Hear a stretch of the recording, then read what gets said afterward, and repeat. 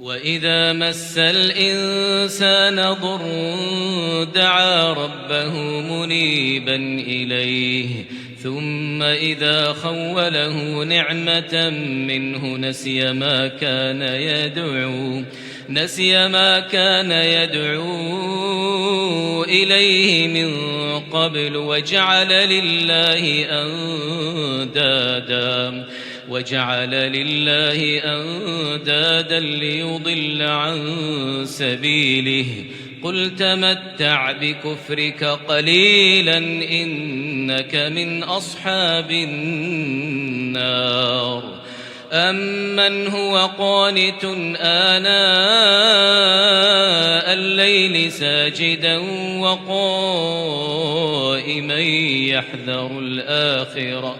يحذر الآخرة ويرجو رحمة ربه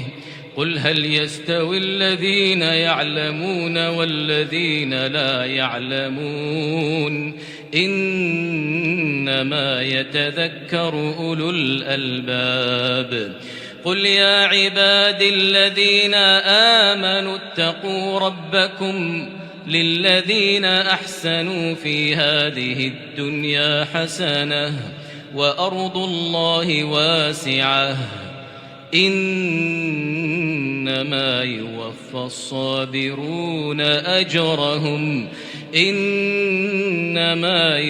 الصابرون أجرهم بغير حساب.